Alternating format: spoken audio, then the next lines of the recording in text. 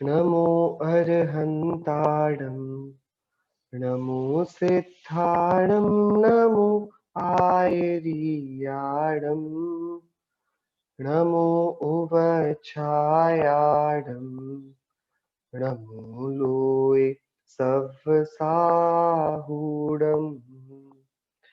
मंगलम भगवान वीरो मंगलम गौतमो गणी मंगलम कुंद कुंदात्यो जैन धर्मोस्तु मंगलम सर्वमंगल्य मांगल्यम सर्वकल्याणकारकम प्रधानां सर्वधर्माणां जैनं जयतु शासनम जैनं जयतु शासनम जैनं जयतु शासनम मोक्षमार्गस्य नेतारं भेत्तारं कर्म भूभृतां ज्ञातारं विश्वतत्त्वानां वन्दे तद्गुणलब्धये वन्दे तद्गुणलब्धये वन्दे तद्गुणलब्धये नमितूणवड्डमानं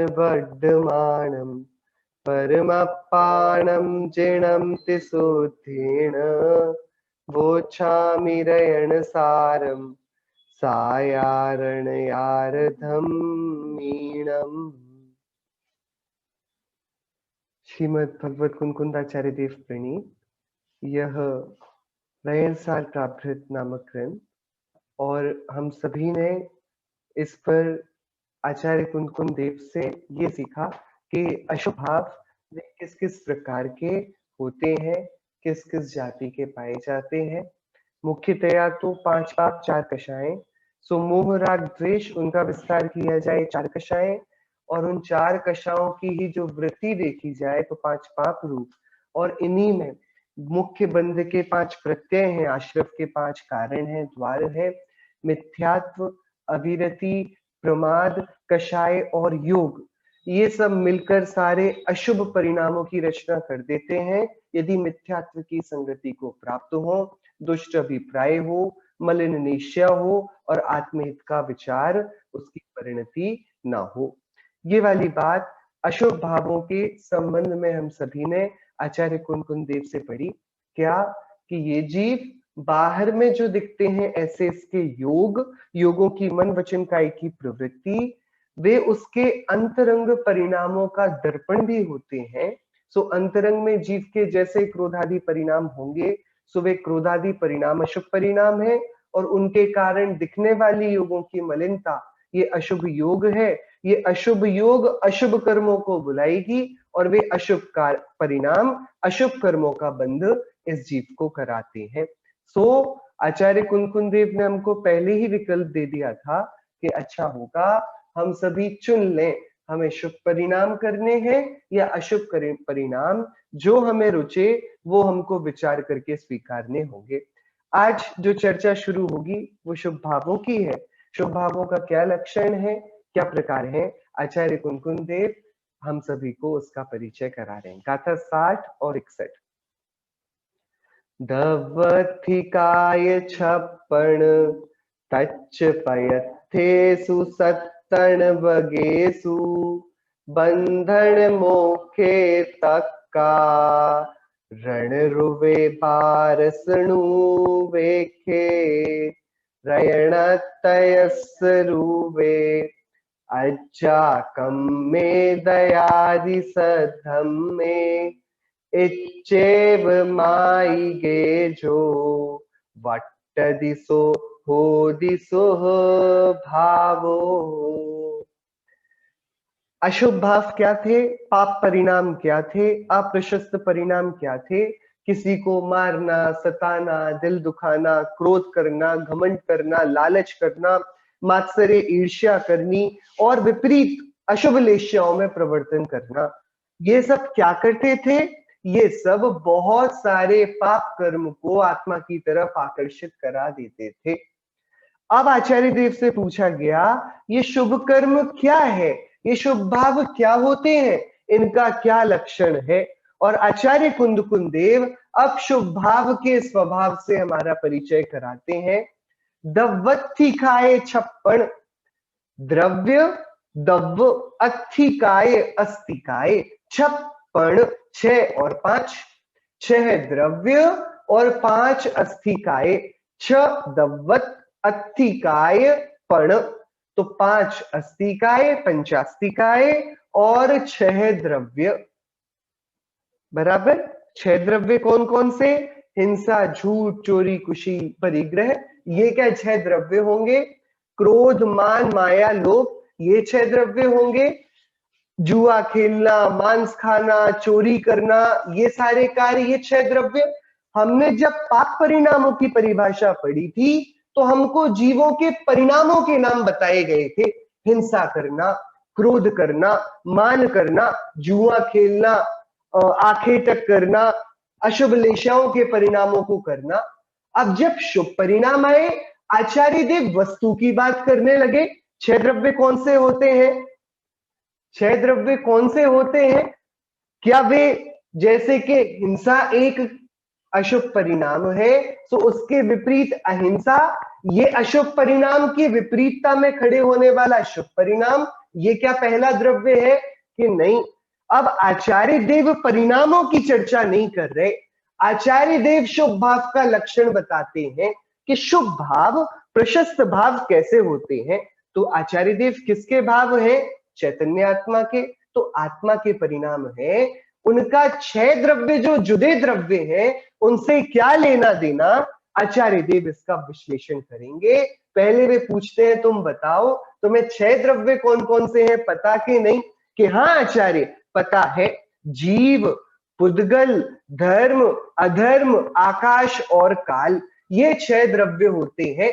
लेकिन इनसे शुभ भावों का क्या लेना देना? ठीक है, तुम ये बताओ तुमको पंचास्तिकाय के नाम आते हैं कि नहीं? कि हाँ भगवान, अस्तिकाय 5 होते हैं, जीवास्तिकाय, पुद्गलास्तिकाय, धर्मास्तिकाय, अधर्मास्तिकाय और आकाश अस्तिकाय।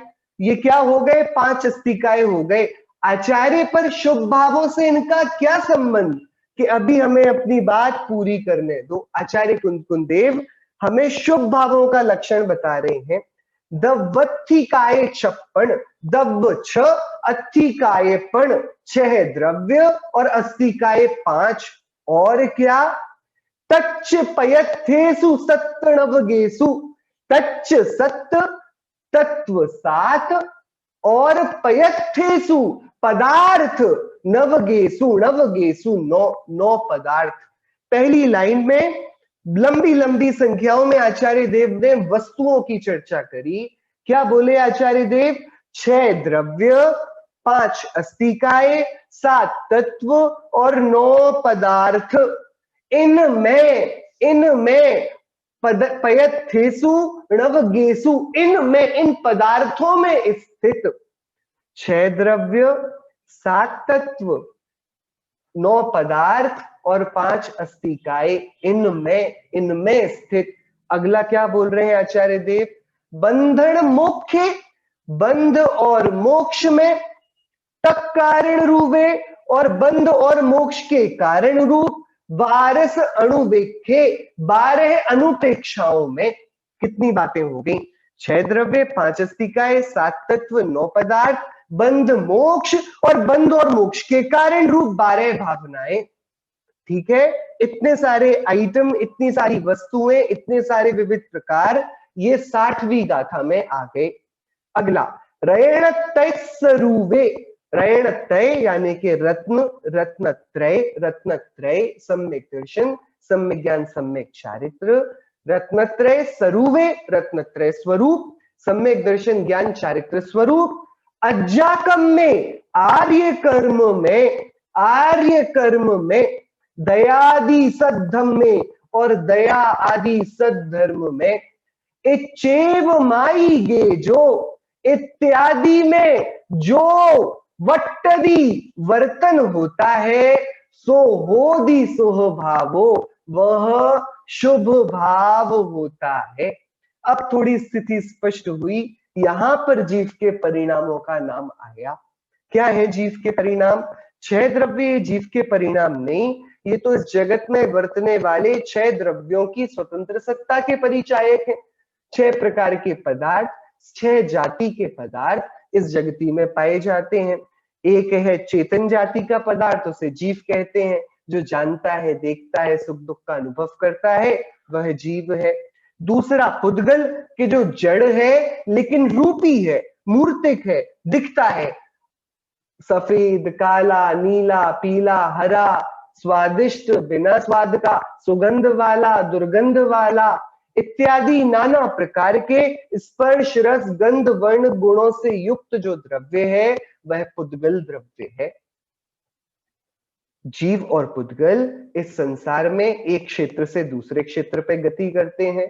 सो इनको गति का कारक वो धर्मास्तिकाए है, वे धर्म द्रव्य से गति करते हैं और दूसरे स्थान पर जाकर जीव और पुद्गल ठहर जाते हैं। तो उनको विश्राम का कारण बनने वाला, स्थिति का कारण बनने वाला अधर्मास्तिकाए नाम का धर्म है। और जीव, पुद्गल, धर्म, अधर्म ये जिसमें समाये हुए हैं वो आकाश नाम का द्रव्य, पूरा क्षेत्र। और ये सारे परिणाम का जो क्रियान्वयन करता है, उनका कारण बनता है। इस जगती में जो परिणाम की संतति चलाता है उसमें निमित्त बनता है, वो काल नाम का द्रव्य है। ये 6 द्रव्य हैं। जब हम इनके शरीरों को देखें, इनके रूप को देखें, तो इन 6 में से 5 द्रव्य या तो बहुत बड़े रूप वाले हैं, बहुप्रदेशी हैं, अथवा उनमें बहुप्रदेशी होने की शक्ति है। सो पुद्गल का परमाणु तो अकेला है लेकिन उसमें स्कंद होने की शक्ति है। जीव स्वयं असंख्यात प्रदेश वाला है, धर्म, अधर्म, लोक, प्रमाण असंख्यात प्रदेश वाले हैं और आकाश के अनंत प्रदेश हैं। इस प्रकार से जीव, पुद्गल, धर्म, अधर्म, आकाश ये 5 बड़े शरीर वाले हैं। तो ये अस्तिकाए कहलाते हैं। अस्तिकाए अर्थात बहुप्रदेशी द्रव्यों को अस्तिकाए कहते हैं। 2 शब्दों से मिलकर बना है। अस्ति मतलब जिनकी सत्ता है। तो 6 द्रव्य में किनकी सत्ता है कि 6 के 6 द्रव्य के अस्तित्व नाम का सामान्य गुण है। तो 6 के 6 द्रव्य अनादि निधन अस्तित्व वाले हैं। इनमें ये तो आधा शब्द हुआ। तो अस्थि के लिए 6 में से कितने द्रव्य क्वालिफाई किए? 6 के 6। तो 6 के 6 द्रव्य कहलाते हैं सत। सत यानी अस्थि वाला। लेकिन अस्थि के बाद एक और छोटा सा शब्द लगा, काय। काय मतलब शरीर। शरीर किसे कहते हैं? बहुत सारे अंगों के समूह को शरीर कहते हैं। नाक, आंख, कान, ये हाथ, पैर, ये सारे अंग है ना। अकेली उंगली शरीर नहीं कहलाती, उंगली तो उंगली है। अकेली आंख शरीर नहीं कहलाती, आंख तो आंख है। अकेली नाक शरीर नहीं है, हाँ नाक शरीर का अंग है। आंख, उंगलियां ये सब शरीर के अंग हैं। तो अंगों के समूह को शरीर कहते हैं। ऐसे ही जिसमें अंग कल्पना हो सके या जिसमें अंश कल्पना हो सके उसको काय कहते हैं। सो जीव के कितने प्रदेश हैं? असंख्य हैं। तो जीव के कितने अंग हो गए कि प्रदेशों को अंग बोल दें, अंश को अंग बोल दें, तो जीव असंख्य प्रदेशी है। तो देखो इसका शरीर है, लेकिन यदि हम काल द्रव्य के पास जाएं तो वह एक कालाणु आकाश के एक एक प्रदेश में रत्न राशिवत जड़ा हुआ है। वो इधर से उधर गमन नहीं करता, वो संकोच विस्तार नहीं करता, उसको एक प्रदेश से दूसरे प्रदेश जाने की कोई आवश्यकता पड़ती नहीं। वो बस एक प्रदेश जितने क्षेत्र को घेरता हुआ अनादि अनंत काल तक अपने निर्धारित प्रदेश पर ही परिणाम करता रहता है। सो काल द्रव्य की अकेली नाक है, उसके अंग है, एक प्रदेश है, बहुत सारे प्रदेश नहीं है। तो काल द्रव्य कहलाता है सत, अस्थि रूप द्रव्य। बाकी के 5 द्रव्य कहलाते हैं अस्तिकाय, कि वे अस्थि रूप ही नहीं काय रूप भी हैं, उनके बहुत सारे प्रदेश हैं। सो ये 6 द्रव्यों को जब हम उनके शरीर की मोटाई लंबाई से नापते हैं तो उनके भेद 5 अस्तिकाय हो जाते हैं। काल द्रव्य का शरीर न होने से उसको गौण कर दिया जाता है और इसी कारण बहुत सारे धर्म, क्योंकि पंचास्ती इकाई की भी हम आवश्यकता थोड़ी समझें, इसके पीछे बैकग्राउंड भी। सिंपल सी बात है, प्रत्येक द्रव्य का कुछ ना कुछ प्रदेशत्व गुण के कारण आकार होगा। जिसका आकार एक प्रदेश वाला है वो अस्थिकाय नहीं कहलाता। जिसके आकार में एक से अधिक प्रदेश हो अथवा जो एक प्रदेशी होते हुए भी स्कंद रूप होने की शक्ति रखता हो उसको अस्थिकाय कह देते हैं। लोक में बहुत से ऐसे मत हैं जो काल को पृथक द्रव्य मानने को स्वीकार नहीं करते। वे मानते ही नहीं कि काल कोई दूसरा द्रव्य है। जीव और पुद्गल स्वयं अपना परिणाम करते हैं, तो इनके परिणाम के लिए किसी तीसरे द्रव्य की आवश्यकता क्यों? उनका ये कहना है कि भैया जब परिणाम जीव को स्वयं करना है और पुद्गल को भी अपना परिणाम स्वयं करना है तो फिर परिणाम के लिए अलग द्रव्य को डेडिकेट क्यों किया जावे? और ये काल जैसी सूक्ष्म वस्तु समझ में आती नहीं। जैन आचार्यों ने बोला, हाँ शायद तुम्हारी मोटी बुद्धि में समझ में इसलिए नहीं आता क्योंकि ये सूक्ष्म द्रव्य है। देखो हम भी इसको अस्थिकायों की गिनती में नहीं रखते, लेकिन अस्थिकाय में नहीं गिना जाता इसका अर्थ ये नहीं है कि इसकी सत्ता नहीं है। 6 द्रव्यों में उसकी सत्ता एकदम असंदिग्ध है, होता ही है। 6 द्रव्यों में छठवां द्रव्य काल द्रव्य है। क्यों आचार्य देव? जब जीव और पुद्गल स्वतंत्र रूप से परिणमते हैं, उनकी उपादानगत योग्यता है, उनके अंदर द्रव्यत्व नाम का गुण निरंतर उनको परिणाम कराने पर बाध्य करता है और अग्रु लघुत्व गुण के कारण षड्गुणी हानि वृद्धि को लिए उनके सारे परिणाम होते हैं। जब ये सब होता है तो फिर काल द्रव्य की क्या आवश्यकता? आचार्यों ने गंभीरता से बोला, एक कार्य में अनेक कारण होते हैं। तुमने उपादान कारण की तो गणना कर ली, निमित्त कारण क्या होगा? और तुम्हें अपना निमित्त तो दिखता है क्योंकि तुम्हें लगता होगा कि चलो सूरज ने दिन बना दिया, चंद्रमा ने रात बना दी, ठंड की ऋतु ने ठंड बना दी, तो काल की कोई आवश्यकता नहीं है। सूरज चंद्रमा और ये हवाएं मिलकर मौसम बनाते हैं, ऋतुएं बदलती हैं, दिन बदलते हैं। लेकिन अलोकाकाश में परिणमन कैसे होता है? वो भी तो आकाश द्रव्य है ना। उसके परिणमन का निमित्त कौन होगा?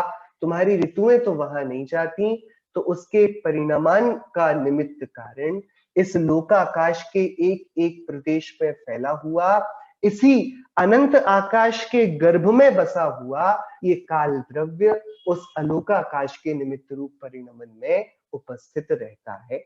सो 5 अस्थिकाय में क्योंकि काल द्रव्य सूक्ष्म है उसको बाहर रखते हैं, लेकिन उसकी सत्ता है सो 6 द्रव्यों में उसको प्रवेश मिल जाता है। 7 तत्व कौन से होते हैं? तत्व किसे कहते हैं?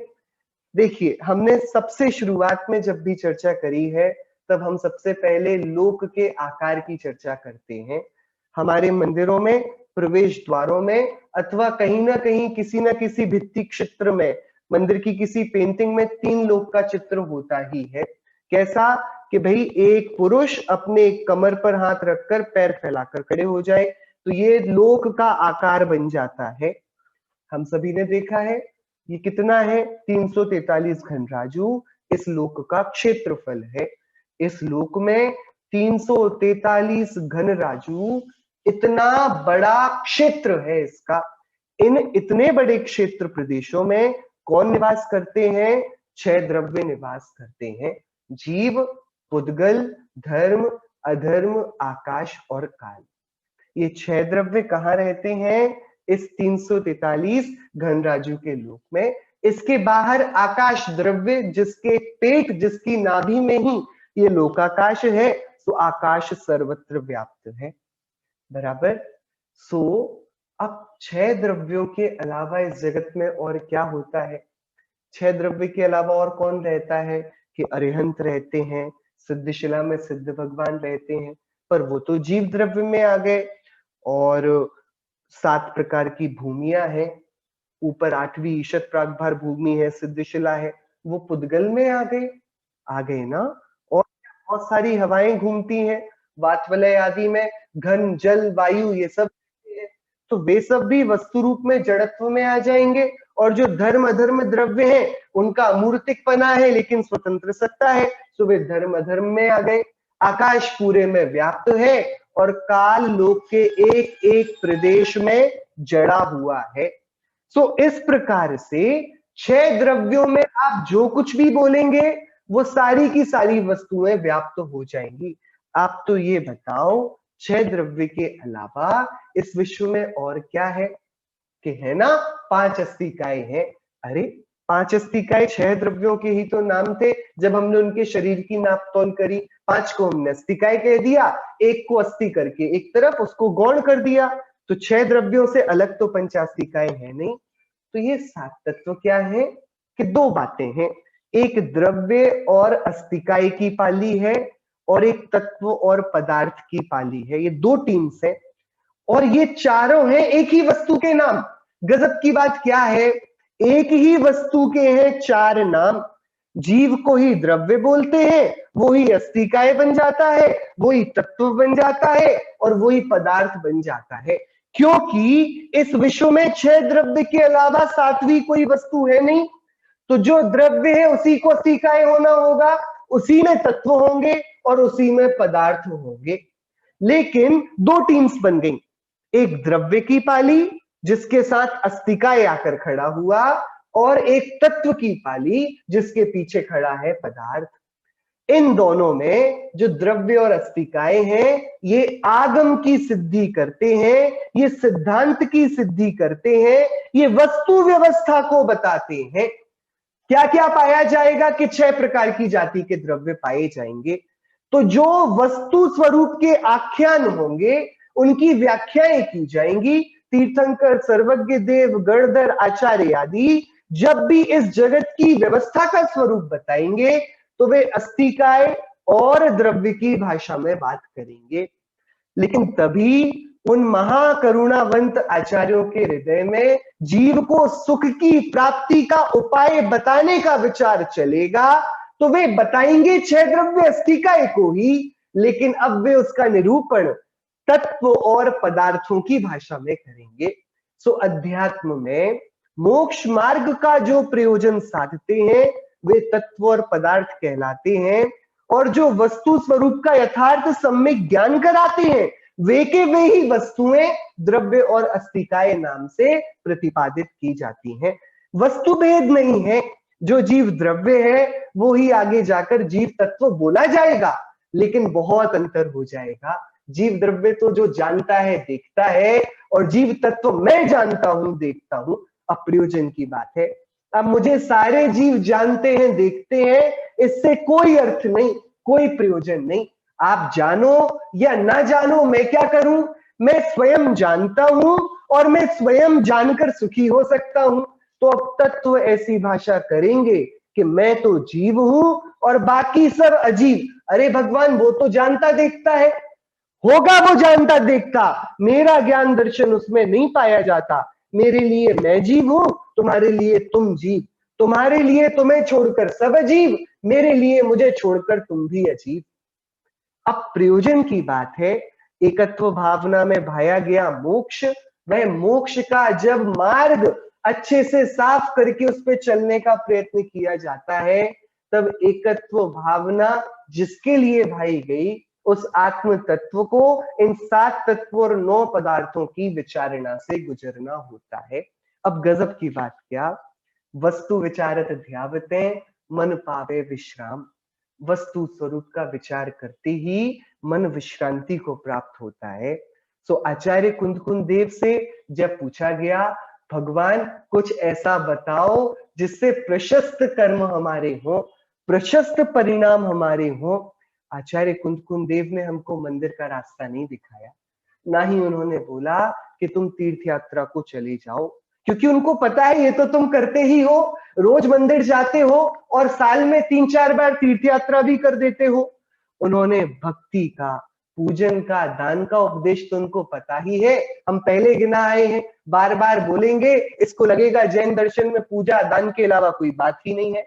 आचार्य कुंद देव से पूछा गया महाराज हिंसा नहीं करना, नहीं करेंगे, क्रोध नहीं करना, नहीं करेंगे, अशुभ लेश्याओं में नहीं बरतेंगे, ईर्ष्या नहीं करेंगे, सबसे बहुत प्रमोद भाव से मिलेंगे और पूरे जगत में कल्याण की, मंगल की भावनाएं ही भाया करेंगे।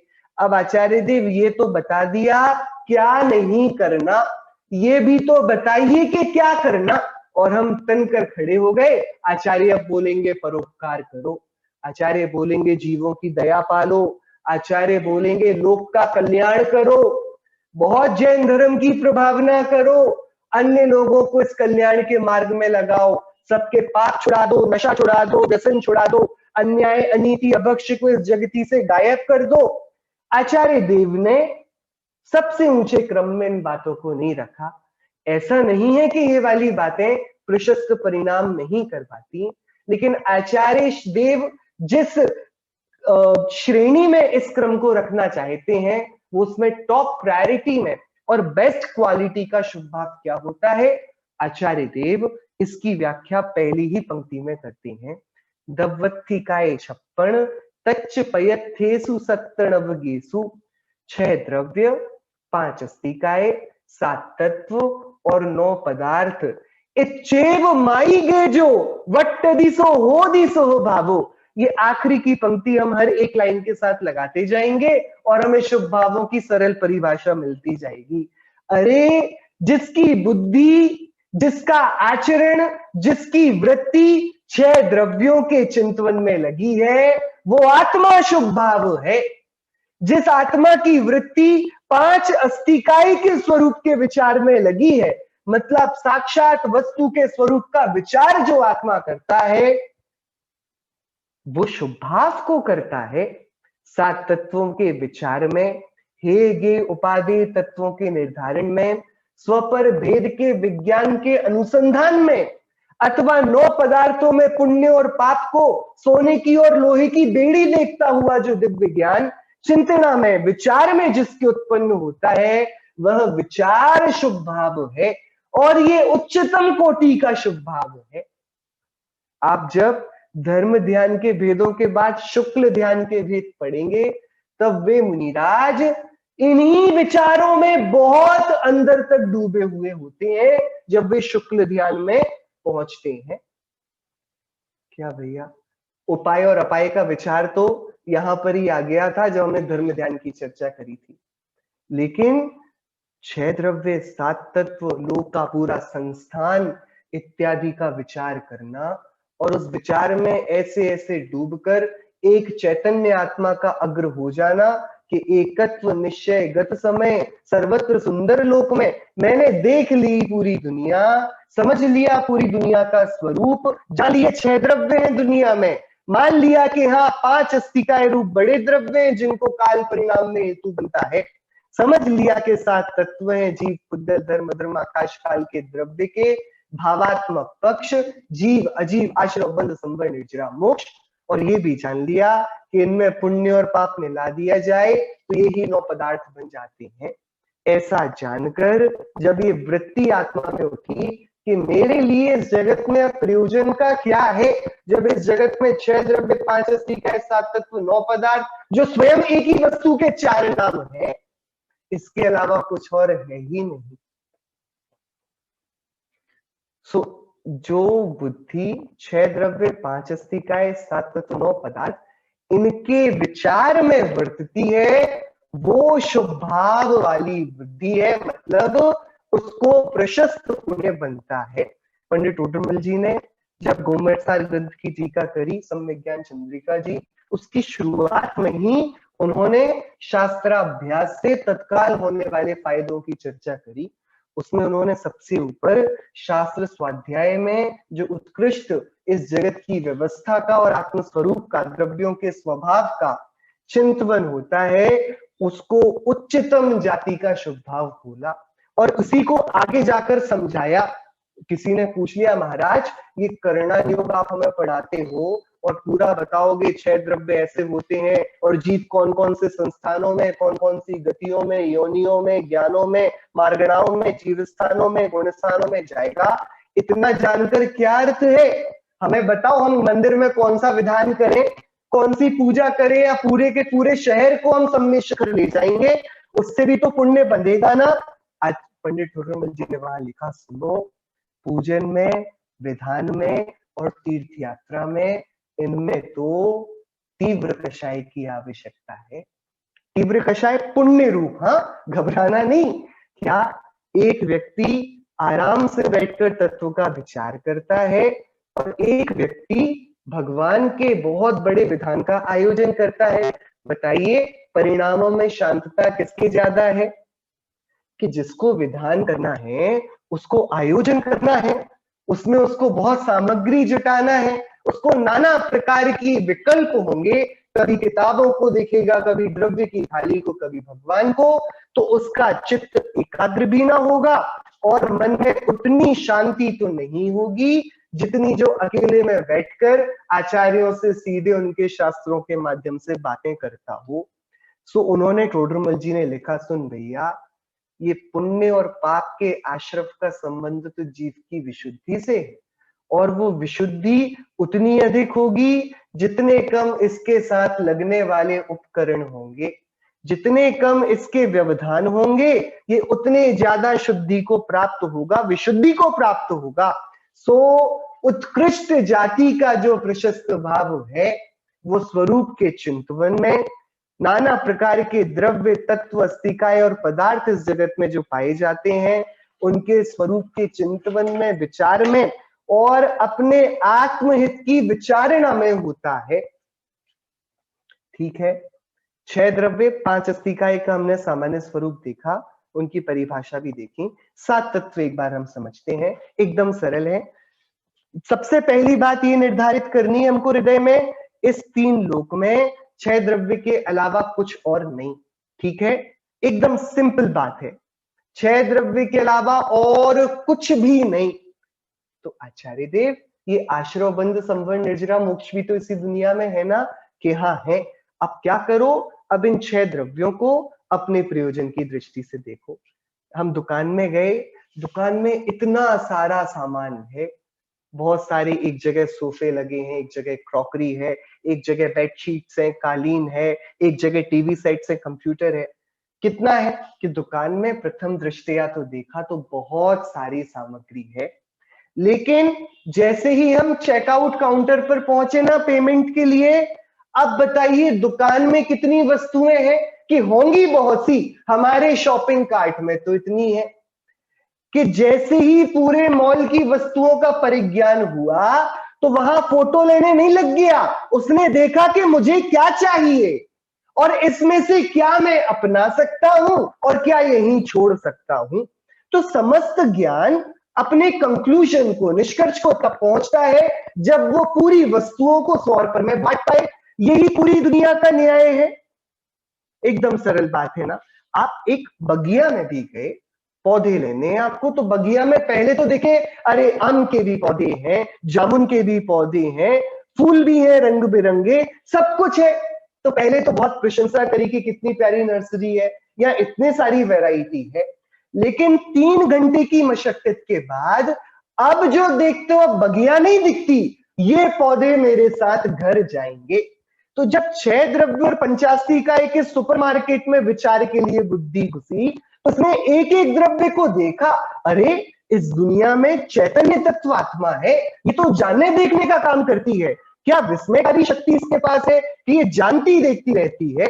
और देखो ये कितनी नाना प्रकार के आकार में बदल जाने वाला, कभी बहुत कठोर तो कभी एकदम नाजुक बन जाने वाला, कभी दिखने वाला तो कभी गायब हो जाने वाला, कभी द्रव रूप, कभी ठोस रूप हो जाने वाला, कभी हवा में थुरथुराने वाला, ये नाना प्रकार के नाटक करने वाला, नाटकों, नटों का नट, नट शिरोमणि, ये पुद्गल द्रव्य है, गजब का नाटक दिखाता है, सुंदर है। और देखो ये जीव और पुद्गल दोनों उलझ गए, टकरा गए, तो जानने वाले को नाटक करने वाले का नाटक पसंद आ गया, और नाटक करने वाले को जानने वाले की प्रज्ञा। सो भाई वे इसकी प्रज्ञा के पीछे भागा और ये इसकी सुंदरता के, दोनों उलझ गए, दोनों उलझ गए। तो धर्म और अधर्म के बेल्ट में ये पूरी 84 लाख योनियों की यात्रा करते हैं, जन्म मरण की अटवियों में भटकते हैं। सो धर्म जहां पर इसको एक गति से दूसरी गति, एक स्थान से दूसरे स्थान ले जाता है, वहीं अधर्म इसको जहां पर धर्म लेकर आया है वहां रुकने का पर्याप्त अवसर देता है। आकाश ये सारे नाटक को जानने वाली चेतन वस्तु, नाचने वाली पुद्गल वस्तु, और इन दोनों के बीच में संयोग वियोग रचने वाली धर्म धर्म, इनको पीकर बैठा है और काल ये सारे नाटक को समय समय पर अपने निर्धारित समय पर बनाता रहता है। अच्छा प्रीमियर होता है इसका प्रति समय और जीव अपनी चेतना को खोता रहता है, पुद्गल अपने नाटक को बनाता रहता है और इस कारण ये पूरे जगत का नाच लगा हुआ है। आचार्य कुनकुन देव ने समय सार ग्रंथ में यही शैली अपनाई। उन्होंने नाटक रंगमंच पर लेकर आए और उन्होंने फिर जीव द्रव्य के कर्ता कर्म पुण्य पाप आश्रव संवर निजरा बंध मोक्ष ये सारे अधिकारों की विशद चर्चा करी कि देखो जीव और पुद्गल इस तीन लोक में नाचते हैं अनादि से। तो अब अपन घुस तो आए हैं शॉपिंग मॉल में, अब देखें हम कि भाई यहाँ टहलने थोड़ी आए हैं, टहलने के लिए तो प्राकृतिक हवा थी, बढ़िया पार्क था, घूमने के एडवेंचर पार्क्स भी थे, सब था। यदि इधर पर घुसे हैं तो कुछ विचार करके ले जाने के लिए घुसे होंगे ना। तो तत्व तक आते आते जीव की दृष्टि दो रूप हो गई, एक हुई जीव, एक हुआ मैं और एक हुआ बाकी सब। तुरंत दो तत्व सारे द्रव्यों को दो भागों में बांट दिया गया। 6 द्रव्यों में जब हम बाहर पेमेंट वाले काउंटर पर आते आते आते आए तो 6 में से कितने बचे कि एक मैं हूं, एकत्व निश्चय गत समय सर्वत्र सुंदर लोक में, ये सुंदरतम पदार्थ दुनिया का मैं हूं और बाकी ये सब अजीब हैं, मुझे ये नहीं चाहिए, मुझे तो एक आत्मा चाहिए। सो जैसे ही पता पड़ा कि अच्छा मैं जीव हूं और ये सब अजीब हैं, तो तुरंत अब इसकी आंखों के सामने से अज्ञान की परतें हटने लगी। तुरंत समझ में आया मैं अलग एक अकेला द्रव्य हूं और ये मुझसे अन्य दूसरे जड़ द्रव्य हैं, अजीब हैं, लेकिन मैंने इनको अपना माना। सो आश्रव और बंध की विकथा शुरू हुई। मैं इससे राग करता था, सो मन वचन काय का दास हुआ करता था, कर्मों को निमंत्रण जाता था और वे बंध को प्राप्त होते थे। अब मुझे बोधि प्राप्त हुई है, सो अब मैं राग ना करूंगा, द्वेष ना करूंगा, योगों की प्रवृत्ति को सीमित करूंगा। सो स्वयं संवर और निर्जरा प्रकट होंगे और जब संवर और निर्जरा में पर्याप्त रीति से मैं ठहर जाऊं तो वे धीरे धीरे पाऊंगा कि जो मैं पेमेंट काउंटर पर हूं ये पेमेंट प्रोसेस हो जाएगी, जीव द्रव्य मेरे साथ चला जाएगा, हम सब इस मॉल से बाहर आ जाएंगे, बात खत्म, कोई चिंता ही नहीं। ये 5 द्रव्य रूप जगत अपनी जगह बैठा रहे, अजीब रूप जगत अपनी जगह बैठा रहे और इसकी सारी चेतनता को अपने में समेटकर मैं सिद्धत्व को प्राप्त हो जाऊं। ये मोक्ष, ये 7 तत्वों की दृष्टि 6 द्रव्यों को जब हम प्रयोजन भूत रीति से देखते हैं तो वे 7 के बंटवारे में बट जाते हैं। 6 द्रव्य तो पूरे जीव और अजीव में आ गए, जीव में मैं और बाकी मुझे छोड़कर सारे अजीब। मैं जीव और अजीव का जो झगड़ा है अनादि का, उसका जो संघर्षण से कंपन इस जगत में हुआ, वाइब्रेशन इस जगत में हुई, वे आश्रव और बंधरूप कर्म के नाटक हैं। यदि इसको रोक दिया जाए तो तत्काल तो संवर और निर्जरा प्रकट होती है और थोड़े थोड़े समय में ही मोक्ष तत्व प्रकट हो जाता है और ये जीव सारे अजीवों को छोड़कर सादी अनंत काल के लिए सिद्धत्व में विराजमान होता है। ये 7 तत्व, इनमें ही आश्रव बंध की बात थोड़ी विशेषता से नहीं समझी और आश्रव बंध तो सब कुछ था, मुनि जो करते हैं वो भी आश्रव में आ जाता है। मुनिराज यदि चलते हैं, आहार लेते हैं, शास्त्र रचना करते हैं, उपदेश देते हैं, वो भी आश्रव है। और एक हीन कर्म में बैठा हुआ पापी वो भी जो करता है वो भी आश्रव कर रहा है, वो चोरी करता है सो आश्रव करता है। तो मुनिराज जो करते हैं वो भी आश्रव और पापी जो करता है वो भी आश्रव। तो मुनिराज और पापी में कोई अंतर है क्या? कि आचार्यों को लगा इसको इतनी आसानी से नहीं समझेगा, इसको थोड़े विस्तार से बताना पड़ेगा। उन्होंने बोला सुन, आश्रव और बंध ये बात तो ठीक के कर्मों के आने को कहते हैं, पर हमारी परिणति से कर्म के आने पर प्रभाव पड़ सकता है। यदि अच्छे सत्कर्म में लगे तो पुण्य कर्म आते हैं, वो पुण्य पदार्थ है, और यदि बुरे कार्यों में लगा जाए तो पाप कर्म आते हैं, वो पाप पदार्थ है। तो जब इन्हीं तत्वों को भावनात्मक रीति से पदार्थ रूप में देख लिया गया तो वे 9 पदार्थ बन गए, जिसमें पुण्य को ग्रहण करने का, पाप को त्यागने का, पुण्य की समाधि में इसलिए आने का कि आश्रव बंध का चक्कर छूटे, संवर निर्जरा की योग्य उर्वरक मूवी बने और मोक्ष का पुरुषार्थ हो सके। इस तरीके से पुण्य पाप को और आगे ले जाकर मोक्ष मार्ग की प्ररूपणा में प्रवेश दिया जाता है। इस प्रकार ये 4 कॉन्सेप्ट्स जो हैं जैन धर्म के, हैं एक ही 6 द्रव्यात्मक विश्व के, लेकिन आप देखेंगे कितनी खूबसूरती से शुरू के 2 6 द्रव्य और पंचास्तिकाएं पूरे सिद्धांत को हमारे सामने हाथ में आव लेके रखे जैसा स्पष्ट कर देते हैं और हमको प्रेरित करते हैं कि चलो अब सब देख लिया है तो निर्णय कर लिया जाए। और वे निर्णय के लिए हमें ट्रांसफर कर देते हैं 7 तत्व 9 पदार्थ के पास। 7 तत्व बताते हैं हमें हमारी भूलों को कि हम राग आदि को अपना दोस्त मानते रहे, उनसे मित्रता करी और उन्होंने हमको नचाया। अब वीतरागता से मित्रता की जाए, संवर निर्जरा को प्रकट कर मोक्ष की आराधना की जाए। तो कैसे की जाए कि आचार्य ने बोल दिया ना, अब भी तो बोला था आचार्य देव ने, भैया सुनो, अशुभ भावों से, पाप भावों से दुर्गति होती है और शुभ भावों से अच्छी आयु मिलती है। तो तुम शुभ भावों में आओ। शुभ भावों में आओगे मतलब पुण्य पदार्थ में आओ। महाराज तो पुण्य करूंगा तो क्या होगा, मुझे जन्म मरण नहीं करना पड़ेगा। कि अरे ऐसे कैसे, ये हमने कहां से निकाले थे पुण्य पाप? 7 तत्वों में तो पुण्य पाप का नाम नहीं था, ये आश्रव और बंध के ही पुत्र हैं। तो ये है तो संसार के ही कारण, लेकिन जो संवर निर्जरा का यत्न करना हो तो पाप करते करते नहीं होता। तो तुम अपनी वृत्ति को थोड़ा ऊंचा उठाओ, पुण्य की भूमि में खड़े हो जाओ और धर्म के बीजों को बोने लगो। तुम पुण्य की भूमि में खड़े होकर पुण्य के बीज बोओगे तो नरक निगोच चले जाओगे। जो पुण्य की भूमि में धर्म के बीज बोए जाएं तो वो मोक्ष मार्ग को चला सकते हैं। ये 9 पदार्थों की पूरी कहानी।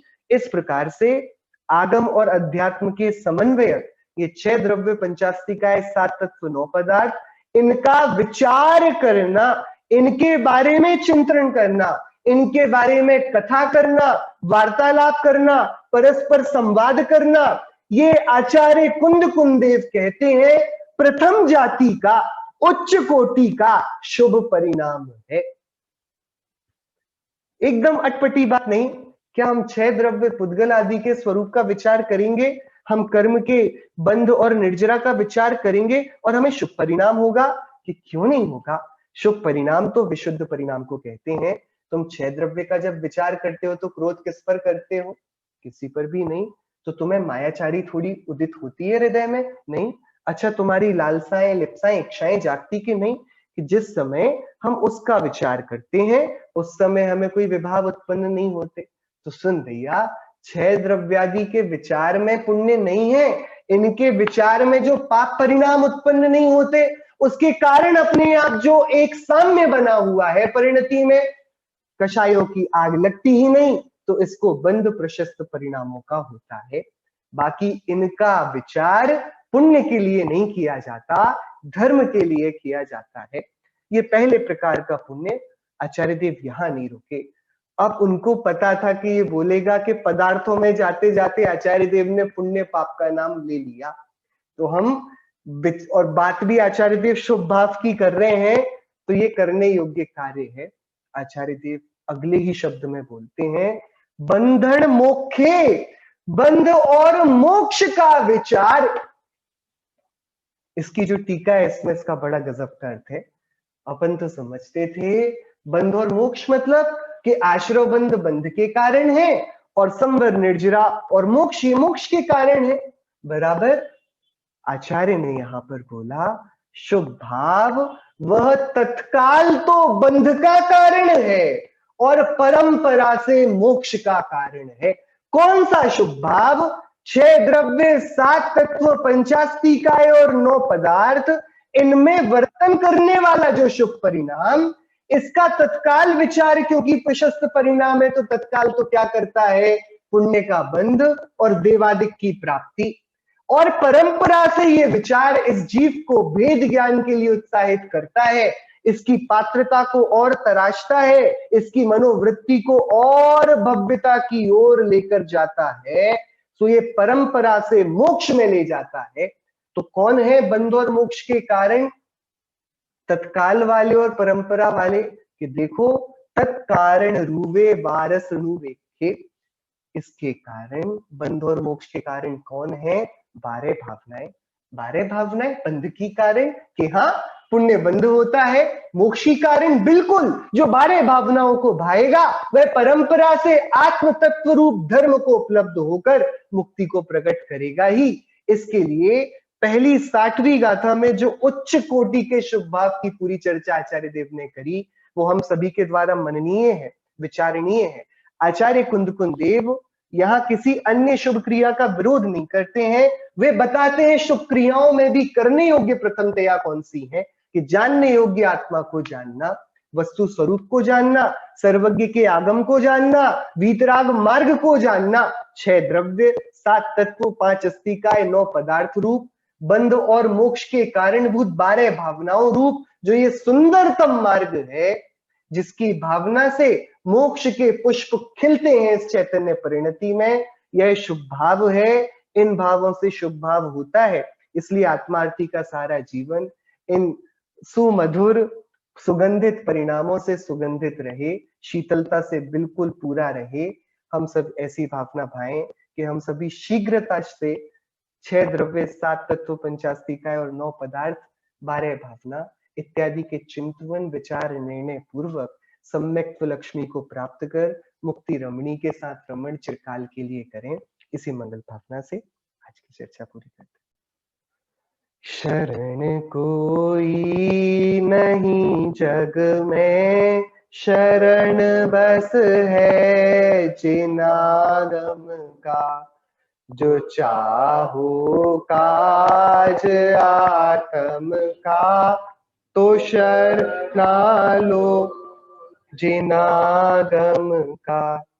जहाँ निज सत्व की चर्चा, जहाँ सब तत्व की बातें, जहाँ शिव लोक की कथनी, तहाँ डर है नहीं यम का।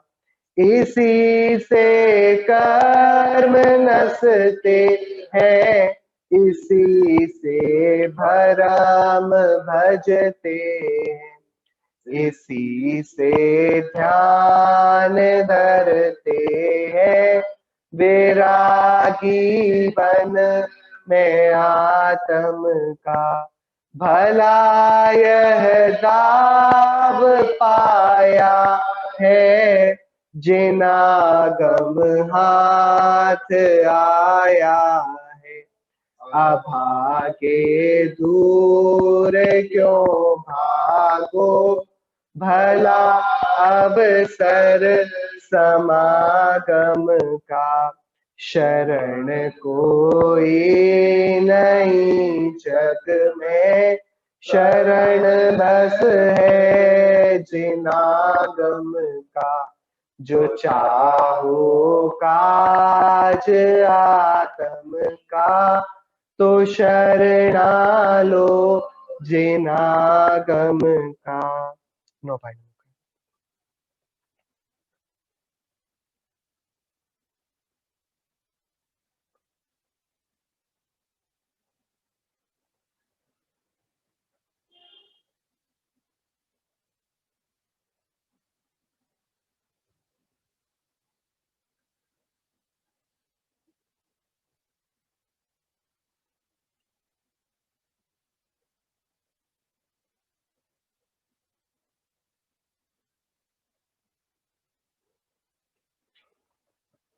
बोले अंतर्मुख मुद्रा वन सर्व जनेन्द्र भगवंतों की जय हो। द्वादशांग में जनवाणी माता की जय हो। समस्त वितरागी भावलिंगी महामुनि राजों की जय हो। अहिंसा में जैन धर्म की जय हो। शासन नायक तीर्थंकर महावीर स्वामी की जय हो। श्रीमद् भगवत कुंकुंदाचार्य देव की जय हो। श्री रैनसार ग्रंथ की जय हो। जय चंद्र।